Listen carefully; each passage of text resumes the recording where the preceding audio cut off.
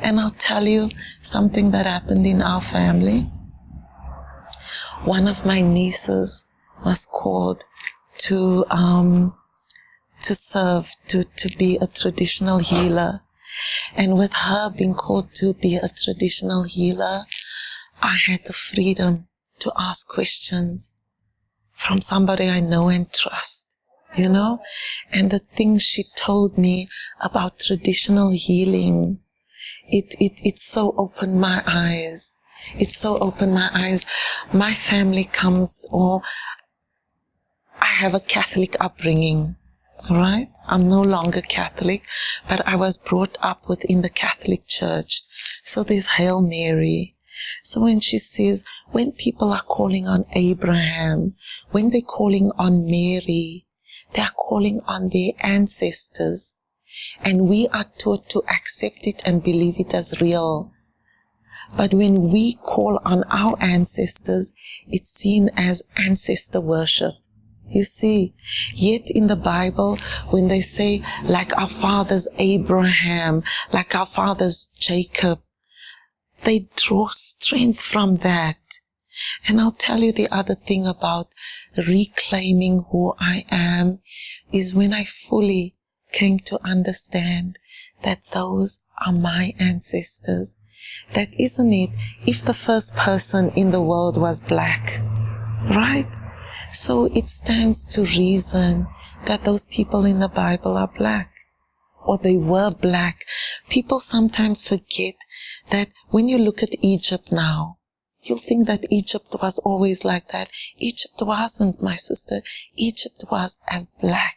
And sometimes also when we speak black, we expect the color. Let me rather say it was African. It was African. It was flat-nosed, thick lips like me. So Jesus looked like me, or else Jesus would never have survived in Egypt. When he ran to be hidden, when Moses was taken into the palace in Egypt, adopted there, he would never have survived. If he was a white man, he'd never have survived. You know, so sometimes it's simple things like that, that sometimes we don't sit and take the time and think and say, okay, you know, we don't stop to think. Maybe also because we always chasing to pay the rent.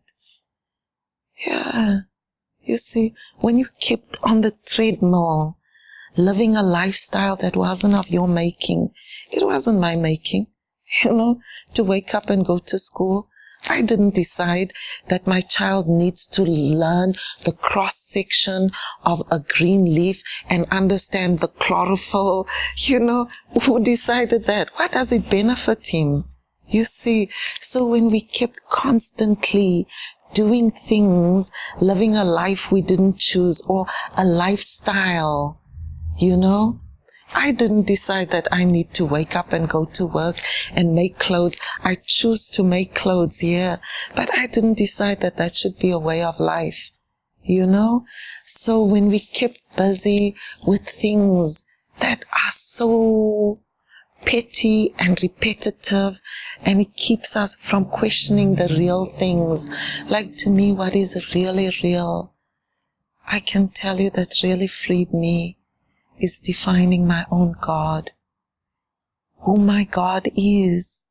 When you don't know who to cry to and how to cry, you are lost. And yet you will look in the very Bible.